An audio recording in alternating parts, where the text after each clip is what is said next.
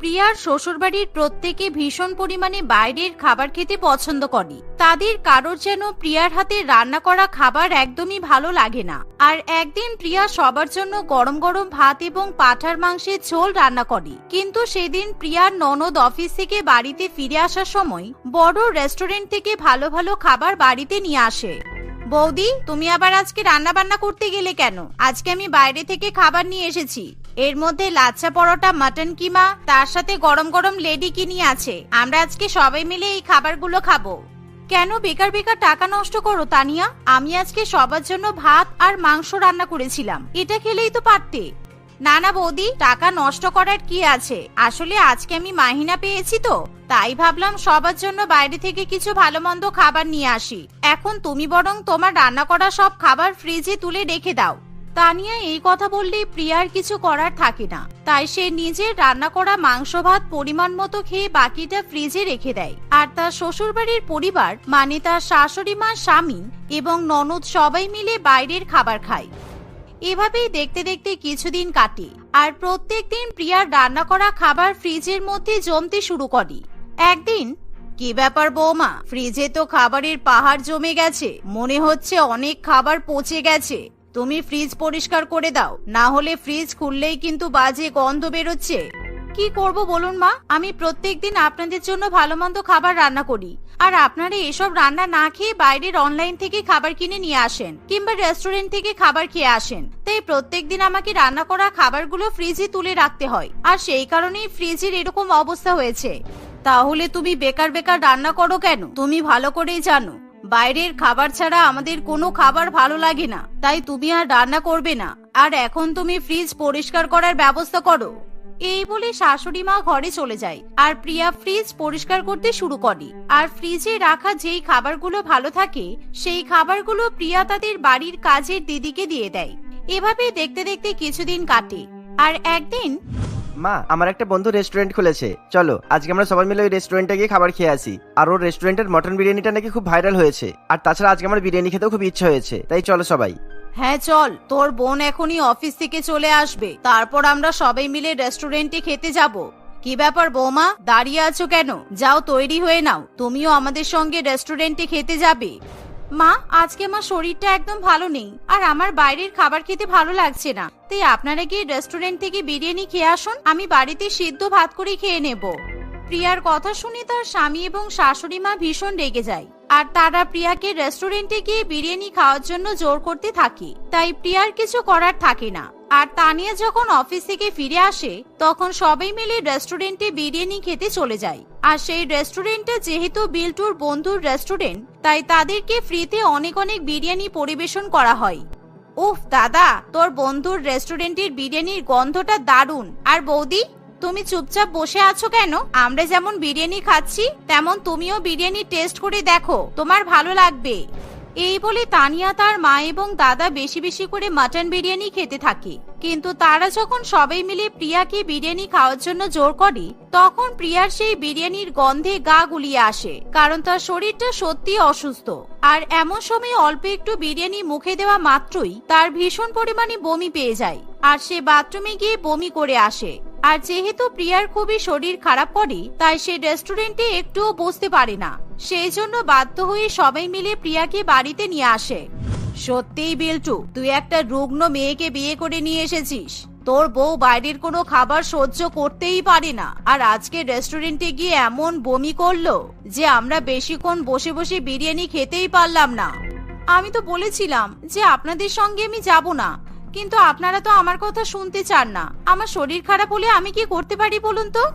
এই বলে প্রিয়া নিজের ঘরে চলে যায়। আর যেহেতু প্রিয়া শ্বশুরবাড়ির লোকেরা রেস্টুরেন্টে গিয়ে পেট ভরে বিরিয়ানি খেতে পারেনি, তাই তারা আবার অনলাইনে খাবার অর্ডার করে খায়। এভাবেই দেখতে দেখতে কিছুদিন কাটে। আর প্রত্যেকদিন তাদের বাইরের খাবার খাওয়ার পরিমাণ বেড়ে ওঠে।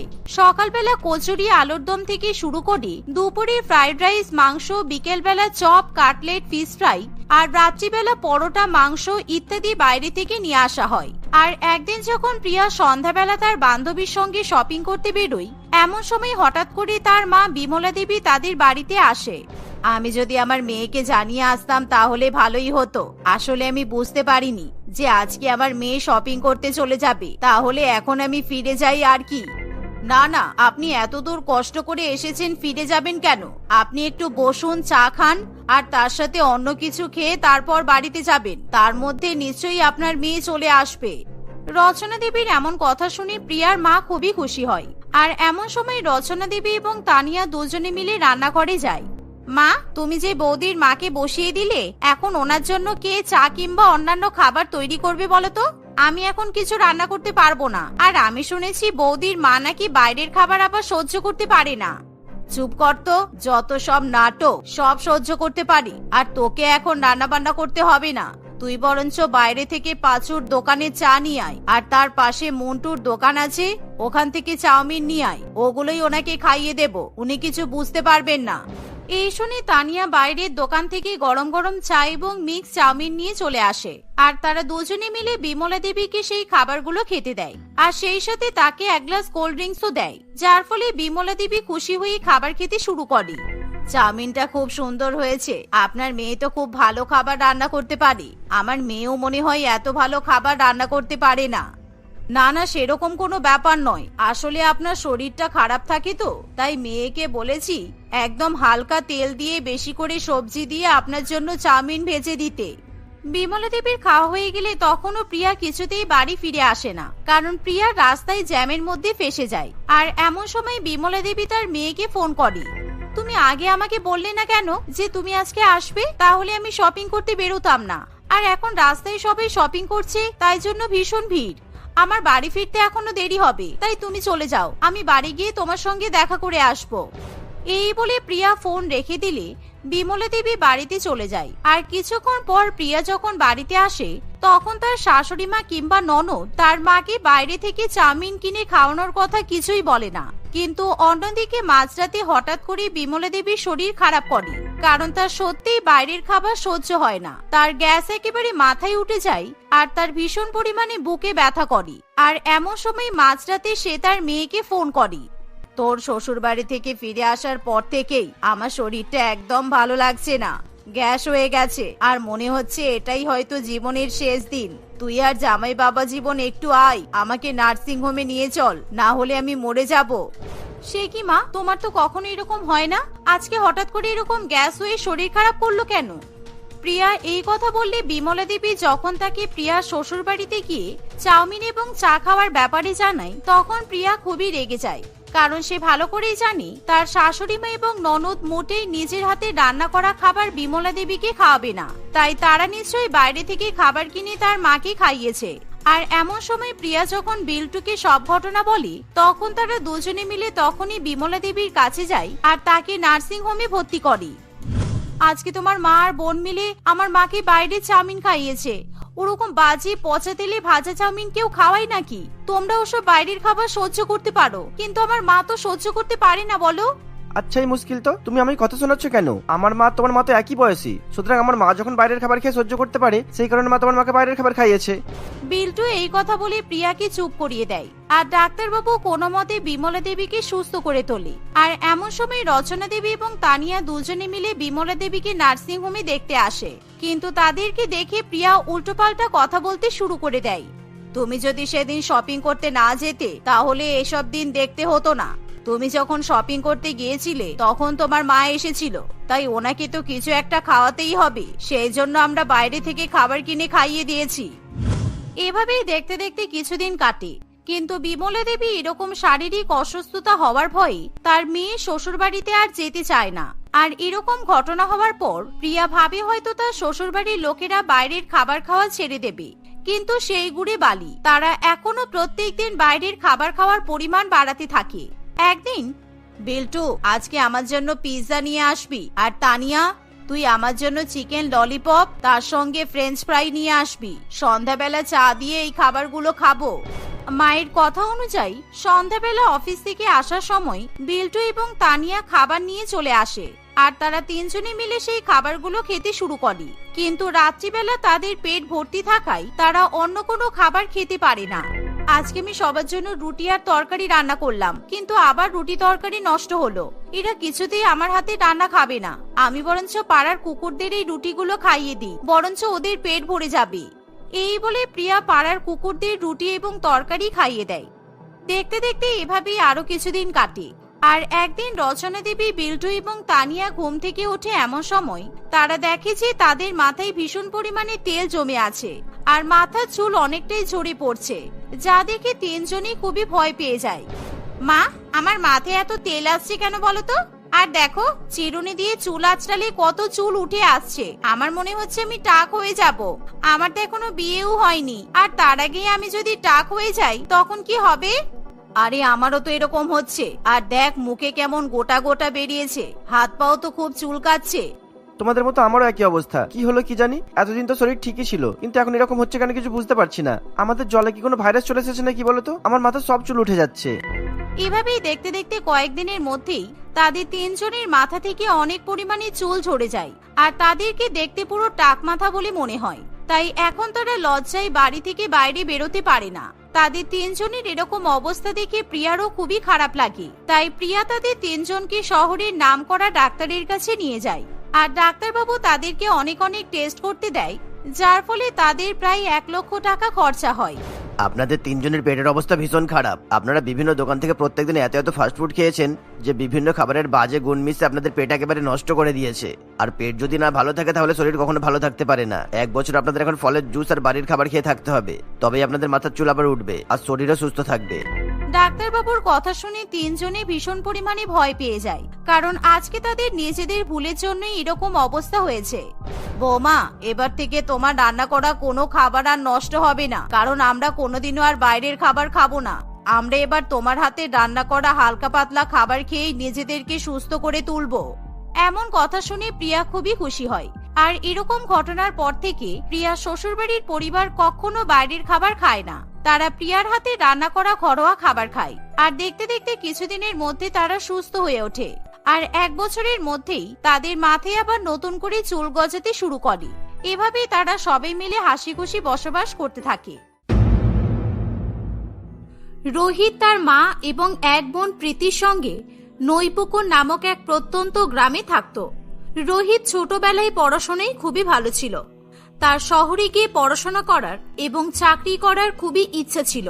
তাই তার মা মালতী দেবী তার কিছু জমানো টাকা দিয়ে রোহিতকে শহরে পড়াশোনা করতে পাঠিয়ে দিয়েছিল। এরকম ভাবেই কয়েক বছর কেটে যায়। রোহিত শহরে একটা খুবই ভালো চাকরি পায়। চাকরি পাওয়ার পরেই সে তার পছন্দের একটি মেয়ে সঙ্গীতাকে বিয়ে করে। আমরা বিয়ে করে নিয়েছি। এবার আমার মাকে আর বোনকে আমি শহরে নিয়ে আসবো। আমার মা আর বোন তোমাকে দেখে ভীষণ খুশি হবে। আমি ওদের সারপ্রাইজ দেব। তারা কথা বলছিল এমন সময় হঠাৎ করে রোহিতের ফোনে প্রীতির কল আসে। রোহিত খুবই খুশি হয়ে তার বোনের ফোনটা ধরে। দাদা, সব শেষ হয়ে গেল। মা আমাদেরকে ছেড়ে চলে গেছে, বাবাও আমাদেরকে ছেড়ে ছোটবেলায় চলে গিয়েছে, আর এখন মাও আমাদেরকে ছেড়ে চলে গেল। আমাদের আর কেউ রইল না। এই কথাটা শুনে রোহিতের মাথায় আকাশ ভেঙে পড়ে। তৎক্ষণাৎ রোহিত সঙ্গীতাকে নিয়ে তাদের গ্রামের বাড়িতে ছুটে যায়। মায়ের অন্তিম কার্য সম্পন্ন করে রোহিত এবং সঙ্গীতা প্রীতিকে তাদের শহরের ফ্ল্যাটে নিয়ে চলে আসে। তাদের বিশাল বড় রাজপ্রাসাদের মতো বাড়ি এবং খুবই সুন্দর দামি দামি জিনিসপত্র দেখে প্রীতির মনে খুবই হিংসা হয়। রোহিত এবং সঙ্গীতা দুজনে একই জায়গায় চাকরি করত। তারা দুজনে সকালবেলা একসঙ্গে অফিসের জন্য বেরিয়ে যেত আর রাত্রিবেলা একসঙ্গে বাড়ি ফিরত। সারাদিন প্রীতি বাড়িতে একাই থাকত। সঙ্গীতা খুবই বড়লোক ঘরের মেয়ে হলেও তার মন খুবই নরম ছিল। সে তার ননদকে নিজের বোনের মতো করেই ভালোবাসত। কিন্তু প্রীতি মনে মনে তার বৌদিকে একটুও পছন্দ করত না। এই কালমুখী মহিলাটার জন্যই আমার মা মারা গেছে। যেদিন আমার দাদা ওকে বিয়ে করেছে সেই দিনই আমার মায়ের মৃত্যু ঘটেছে। এই মহিলাটা খুবই অপয়া, আমার মাকে খেয়ে নিয়েছে। এবার আমার দাদাকে খাবে বলে লেগেছে। আমার দাদা আগে আমাকে কত ভালোবাসতো, আর এখন সব সময় শুধু ওর সঙ্গেই থাকে। কি হলো প্রীতি, তুই কি ভাবছিস? কখন থেকে তোকে ডাকছি তুই শুনতে পাচ্ছিস না? বলছি যে এখানে থাকতে তোর কোনো অসুবিধা হচ্ছে না তো বোন? অসুবিধা হলেও আর কি করার আছে রে দাদা, আমার তো বাবা মা কেউ রইলো না, আমাকে এখানেই থাকতে হবে। আমার কি আর কোনো উপায় আছে বল? আমি যে খুবই গরিব, তোরা সারাদিন অফিসে থাকিস, আমাকে সারাদিন বাড়ির কত কাজকর্ম করতে হয়। বাড়ির কাজকর্ম করতে হয়? কিন্তু কেন? আমাদের বাড়িতে তো বাড়ির কাজের মেয়ে আছে, তুই কাজ করতে যাবি কেন? কোথায় কাজের মেয়ে আছে? যেদিন থেকে আমি এই বাড়িতে এসেছি তার পরের দিনই তো বৌদি কাজের মেয়েটাকে কাজ থেকে বের করে দিয়েছে। আবার আমাকে এটাও বলেছে আমি গরিব বলে, আমি গ্রামের মেয়ে বলে আমাকে সব কাজ করতে হবে। মা বেঁচে থাকলে এসব মা কিছুতেই সহ্য করতে পারতো না। প্রীতির কথা শুনে রোহিত সঙ্গীতার উপর ভীষণ রেগে যায়। সে তৎক্ষণাৎ সঙ্গীতাকে ডাকতে শুরু করে। সঙ্গীতা, সঙ্গীতা, কোথায় আছো? এখানে এসো। কোথায় আছো? এখনই এসো বলছি। হ্যাঁ এই তো। কি হলো, তুমি এত চেঁচাচ্ছ কেন? কি হলো রোহিত, তুমি রেগে আছো মনে হচ্ছে। বেশি নাকামি করবে না আমার সঙ্গে। আমি শুধু যে প্রশ্ন করবো সেটার উত্তর দেবে। আমাদের বাড়ির কাজের মেয়ে মাম্পিকে তুমি কাজ থেকে তাড়িয়ে দিয়েছো কেন? হ্যাঁ হ্যাঁ রোহিত, তুমি জানো না আমি তো কিছুদিন আগেই ওকে কাজ থেকে বের করে দিয়েছি। কিন্তু কেন বলো তো? কেন? কেন আবার সেটা তুমি আমার কাছে জানতে চাইছো? তুমি আমার বোনকে এই বাড়ির চাকর মনে করেছো? আমার বোন এই বাড়িতে আসার পরের দিন তুমি মাম্পিকে কাজ থেকে বের করে দিলে যাতে তুমি আমার বোনকে দিয়ে বাড়ির সমস্ত কাজ করতে পারো। আমার বোন গরিব বলে তুমি ওকে চাকরের জায়গায় বসিয়ে দেবে? হ্যাঁ আরে তুমি এসব কি বলছো? তোমার কোথাও একটা ভুল হচ্ছে রোহিত। আমি মাম্পিকে কেন তাড়িয়েছি তুমি না জেনে আমার উপর বেকার বেকার অপবাদ দিচ্ছ। মাম্পি তো আগে আমার বাপের বাড়িতে কাজ করত, ও আমাদের বাড়ি থেকে অনেক জিনিসপত্র চুরি করত। আমরা কখনোই ওকে ধরতে পারিনি, কিন্তু সেদিন আমি নিজের চোখে তোমার ওয়ালেট থেকে ওকে টাকা চুরি করতে দেখেছি, সেই জন্য আমি ওকে কাজ থেকে বের করে দিয়েছি। আর কত মিথ্যা কথা বলবে তুমি সঙ্গীতা? তোমার কথা আমার একটু বিশ্বাস হলো না। তুমি আজকেই নতুন কাজের মেয়ে খোঁজো, কোথা থেকে পাবে জানি না, কিন্তু আমি যেন আমার বোনকে এই বাড়ির কোনো কাজ করতে না দেখি বলে দিলাম। এই বলে রোহিত সেখান থেকে চলে যায়। রোহিতের এরকম ব্যবহারে সঙ্গীতা ভীষণ কষ্ট পায়। সে একা একা কান্নাকাটি করতে থাকে। তখন সেখানে প্রীতি চলে আসে। দেখো না প্রীতি, তোমার দাদা আমাকে ভুল বুঝলো। জানো তোমার দাদা আমাকে কি কি বলেছে? আমি কি তোমাকে কখনো কাজ করার কথা বলেছি বলো? না তো, তুমি আমাকে কাজ করতে কোথায় বলেছো? বরং আমি তো তোমাকে বলেছিলাম যে বাড়িতে কাজের মেয়ে নেই তাতে তোমার কোনো অসুবিধা হবে না, কারণ আমি গ্রামের মেয়ে, লোকের বাড়িতে কাজ করার অভ্যাস আমার আছে। আর নিজের দাদা বৌদির বাড়িতে কাজ করলে এতে অসুবিধা কি? তোমার দাদা আমাকে একটুও বিশ্বাস করলো না, আমাকে ভুল বুঝলো। তুমি চিন্তা করো না বৌদি, দাদা এরকমই, অল্পতেই ভীষণ পরিমাণে রেগে যায়। আসলে আমাকে খুব ভালোবাসে তো, সেই জন্য আমি বাড়িতে কাজ করছি, দাদার দেখতে ভালো লাগছে না। তুমি চিন্তা করো না, সব ঠিক হয়ে যাবে। না প্রীতি, তুমি আর বাড়ির কোনো কাজ করবে না। তোমার দাদা যেমন তোমাকে ভালোবাসে আমিও তো তোমাকে ভালোবাসি। তুমিও তো আমার বোনের মতোই। আমিও চাই না যে তুমি বাড়ির কোনো কাজ করো। আমি তো কিছুদিন ধরেই কাজের মেয়ে খোঁজার চেষ্টা করছি, কিন্তু কাউকেই তো পাচ্ছি না। আমি দেখছি কি করা যায়। সঙ্গীতা তার আত্মীয় স্বজন অনেক কাউকে ফোন করে কাজের মেয়ের সন্ধান করতে থাকে। সঙ্গীতাকে এরকম দুশ্চিন্তার মধ্যে ফেলে প্রীতি মনে মনে খুবই খুশি হয়।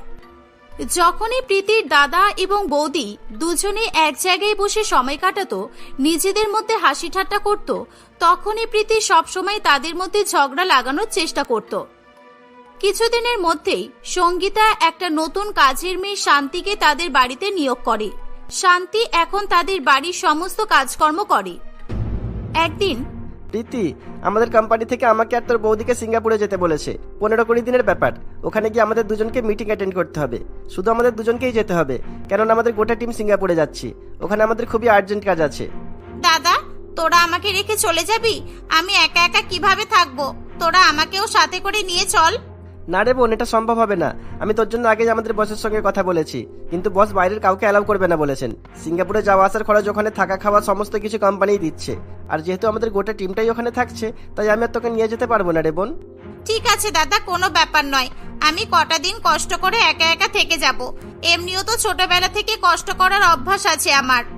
এমন বলো না প্রীতি, তোমাকে একা বাড়িতে রেখে আমাদেরও যেতে ইচ্ছা করছে না, কিন্তু কি করব বলো, উপায় নেই তো।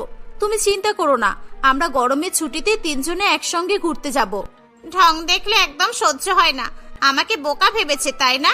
ওসব কাজের মিটিং বিজনেস কিছুই নয়। আমি জানি তোমরা আমাকে বাড়িতে রেখে আনন্দ করতে যাচ্ছ, ফুর্তি করতে যাচ্ছ। আমি কিছুতেই তোমাদেরকে আনন্দ করতে দেব না। সিঙ্গাপুরে যাওয়ার দিন সকালবেলা প্রীতি খুব তাড়াতাড়ি ঘুম থেকে উঠে তার বৌদির বাথরুমে ঢুকে সেখানে বেশি করে তেল ফেলে রাখে। কিছুক্ষণ পর সঙ্গীতা বাথরুমে ঢুকলে সে পা স্লিপ করে বাথরুমের মধ্যেই পড়ে যায়। এর ফলে তার একটা পায়ের বোন ক্র্যাক হয়ে যায়। সে প্রচন্ড যন্ত্রণায় ছটফট করতে থাকে। দাদা তাড়াতাড়ি আয়, দেখ বৌদি বাথরুমের মধ্যে পড়ে গেছে। বৌদি কি হয়েছে তোমার? তোমার তো আজকে সিঙ্গাপুরে যাওয়ার কথা ছিল, তুমি এভাবে বাথরুমের মধ্যে পড়ে গেলে কিভাবে? তুমি এবার কিভাবে যাবে? রোহিত তাড়াতাড়ি ডাক্তারকে ফোন করে ডাকে। ডাক্তারবাবু সঙ্গীতার পা প্লাস্টার করে দেয় এবং সঙ্গীতাকে 2 মাস বেড রেস্ট করতে বলে। রোহিত তাদের বসের সঙ্গে কথা বলে দুর্ঘটনার কথা জানায়।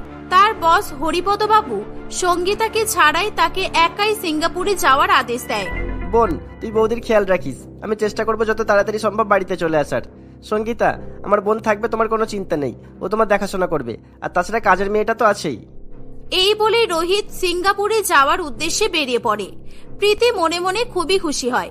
প্রীতি তার বৌদিকে কষ্ট দেওয়ার জন্য কিছুদিনের জন্য তাদের বাড়ির কাজের মেয়েটাকে ছুটি দিয়ে দেয়। এর ফলে সঙ্গীতা ঠিক সময় মতো খাবার পায় না। এমনকি কোনো দরকারে প্রীতিকে ডাকলেও সে তার বৌদিকে ইগনোর করতে থাকে। এরকম ভাবেই কিছুদিন কাটে। রোহিত সময়ের আগেই বাড়ি ফিরে আসে। সঙ্গীতা, তুমি কেমন আছো? তোমার কোনো অসুবিধা হয়নি তো? আমার বোন তোমার ঠিক মতো খেয়াল রাখছে তো? হ্যাঁ রোহিত, আমি একদম ঠিক আছি, আমার কোনো অসুবিধা হয়নি। প্রীতি আমার খুব খেয়াল রেখেছে। দেখতে দেখতে বেশ কিছুদিন কেটে যায়। সঙ্গীতা অনেকটাই সুস্থ হয়ে ওঠে। প্রীতি শুধুমাত্র সময়ের অপেক্ষা করতে থাকে তার বৌদিকে নিজের দাদার সামনে খারাপ প্রমাণিত করার জন্য। একদিন, এই শান্তি, ফ্রিজের মধ্যে খাবারগুলো কতদিন ধরে পচে যাচ্ছে, তোর কাজের দিকে একটুও মন নেই তাই না? 10 দিন আগে রুটি তরকারি এখনো ফ্রিজে রাখা আছে, খাবারগুলো বাইরে ডাস্টবিনে ফেলে দিয়ায়, খুব গন্ধ বেরোচ্ছে। এই বলে সঙ্গীতা সেখান থেকে চলে যায়। শান্তি খাবারগুলো নিয়ে বাইরে ফেলতে যায়। তখনই সেখানে প্রীতি তার কাছে এসে বলে, এই শান্তি, এই খাবারগুলো তুই আমাকে দে। তুই যা তো আমার রুমটা ভালো করে পরিষ্কার করে দে, এই খাবারগুলো আমি ফেলে দিচ্ছি। প্রীতির কথা শুনে শান্তি সেখান থেকে চলে গেলে সে ওই পচে যাওয়া দুর্গন্ধময় খাবার নিয়ে ডাইনিং টেবিলে বসে পড়ে এবং সে তার দাদার জন্য অপেক্ষা করতে থাকে। কিছুক্ষণ পর সেখানে রোহিতকে আসতে দেখে প্রীতি কাঁদতে কাঁদতে ওই পচা খাবার খাওয়া শুরু করে দেয়। এই দেখে রোহিত খুবই অবাক হয়ে যায়। এ বাবা, তুই এত পচা দুর্গন্ধময় খাবার খাচ্ছিস কেন? তোকে এই খাবার কে খেতে দিয়েছে? হ্যাঁ, আমি অনেক চেষ্টা করেছি দাদা এই সত্যিগুলো লুকিয়ে রাখার, কিন্তু আমি আর পারছি না রে। সত্যিটা যখন সামনে চলে এসেছে আমি তোকে সব বলবো। বৌদি আমাকে প্রত্যেকদিন এই পচে যাওয়া বাসি খাবারই খেতে দেয়। আমি গরিব বলে বৌদি আমাকে দেখতে পারে না। তুই যখন বাড়িতে থাকিস না তখন বৌদি শান্তিকে বসিয়ে রেখে আমাকে দিয়ে বাড়ির সব কাজ করায়, আর আমাকে সব সময় গরিব গ্রামের মেয়ে বলে অপমান করে। মিথ্যা কথা, একেবারেই মিথ্যা কথা।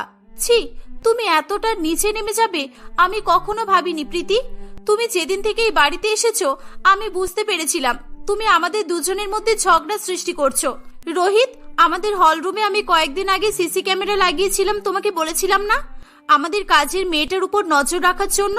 কিছুক্ষণ আগে সিসিটিভি ফুটেজটা দেখলেই তোমার কাছে সবকিছু ক্লিয়ার হয়ে যাবে কে সত্যি কথা বলছে আর কে মিথ্যা কথা বলছে।